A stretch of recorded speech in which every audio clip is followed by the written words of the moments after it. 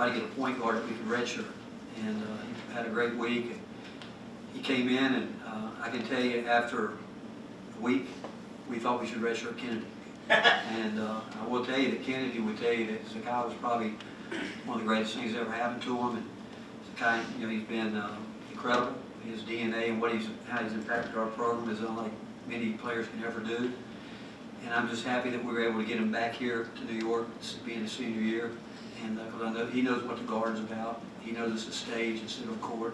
And just getting him back here is really special for him. He's a little old school too, the way he stayed with you and didn't transfer places and so forth and so on. Loyalty. He's as loyal as any person I've ever been around. I don't know if there's a more beloved volunteer than him. A couple years ago, when his family lost everything they owned up here in a fire, within a matter of 30-some hours, Vol Nation raised $350,000 and could have done more, but the NCAA shut it down. And he's never forgotten that, and he's beloved. Everybody knows what time he goes to Chick-fil-A every night and all that, but his career and what he's done for this program is really second to none. Thanks.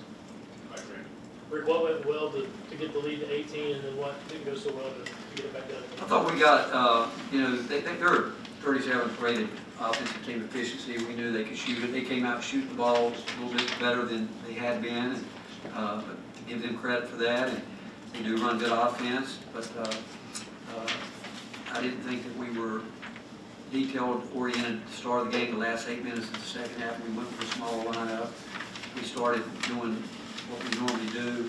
And we got the lead, and when you get a lead and start getting casual turnovers, taking quick shots, it can get away from you real quick. The one thing good about the team is we haven't been in a situation where we've had to respond. They cut it to 7, and one good thing about the last part of the second half was that we did respond from a run, which is something we're going to have to be able to do a lot more, obviously. But give them credit too. You know, they started making some shots. We broke down a couple times with defensive transition, which is we can't allow that. You know, we can't. We weren't as good as we have to be defensively, but they're a difficult team to play. Go Matt, then Mike. I just wanted your opinion on your perspective on the fact that you guys, you have the number 1 ranked defense in the country, all your wins are by double digits. You seem to be executing the game plan, taking the scouting report, without really any lapses there. As a veteran on this team, what's it been like through this process of the season, and what do you account to that? Obviously, it's a goal for a lot of teams where you can actually accomplish it. Why have you guys been able to do it so far? Just the work we put in every day. You know, every day we come in with the mindset to get better, and you know, even though we got ranked number 1 in the country, and honestly, we were in the locker room, and you wouldn't have thought that. Like, everybody came in, we had little smirks on our faces, like we was happy about it, but you know, we know our end goal. But you know, I would just say our work that we put in every day. You know, we take our scouting report very serious. We take practice very serious. Take our individuals very serious. Work, weight training, everything. So I would just say really the work we put in every day.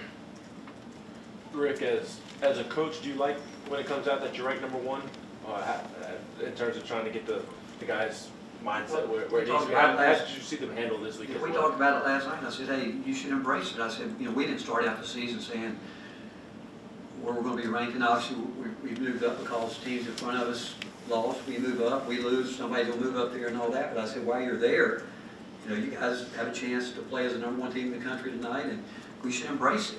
And if you embrace it, you look forward to the challenge that's coming your way, because you know with college basketball, everybody's building for the NCAA tournament, everybody's building resumes.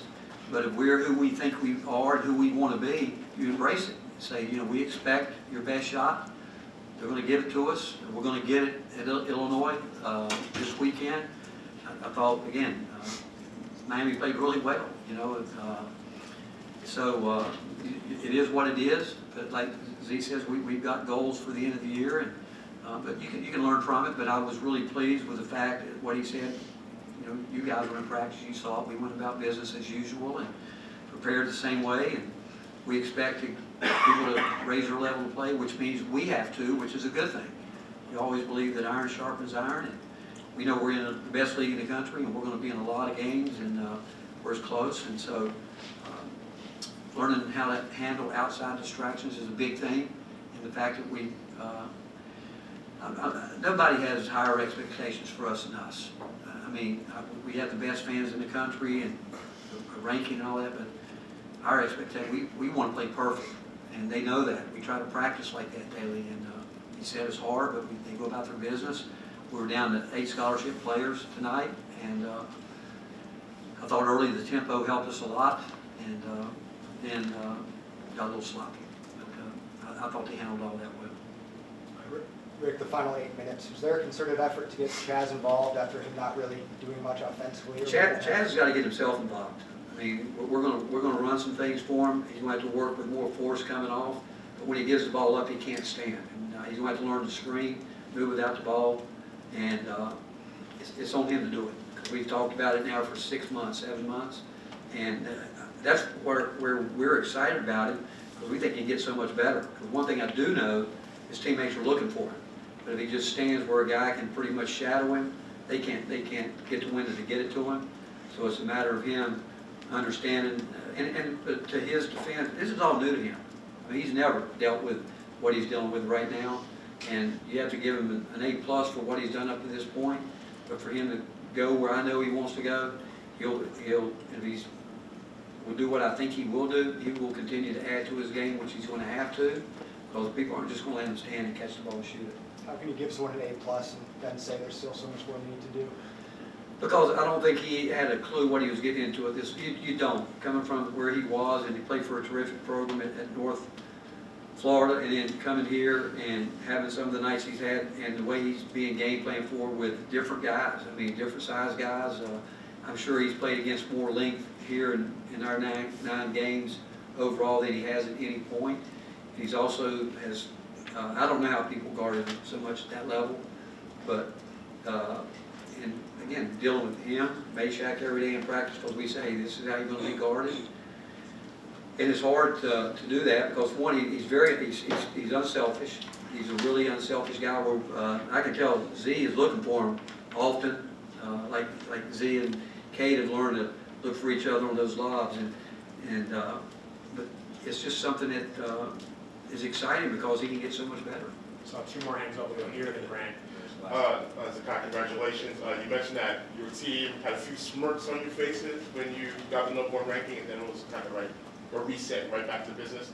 Take me through that moment when you did have a smirk on your face. Was it, confidence, was it satisfaction that your team has #1 next to Madison? Honestly, we noticed that the bullseye on our back got bigger, and the work we put in every day, we want everybody to have their A game and play their best game for us. So once we knew he was #1, we was like, oh yeah, now we really gonna get everybody's best shot. So we duck no smoke, we run from no competition, and we do that every day. Like we go at it every day, like we don't know each other in practice. So once we see that #1 ranking, it just like, oh yeah, now it's really over. And we know we got ways to go. We know we got places that we can get better and improve on, but it's nothing really to be too excited about. Last one from Grant. So Tennessee was here a couple of years ago. You were just a couple weeks out from ACL. Did you think then that you'd get a chance to get back in this building? Honestly, What was it like watching, and then did you think? Well, watching, I remember the game, and it was pretty tough to watch. Honestly, I'm a sore loser, if I'm gonna be honest.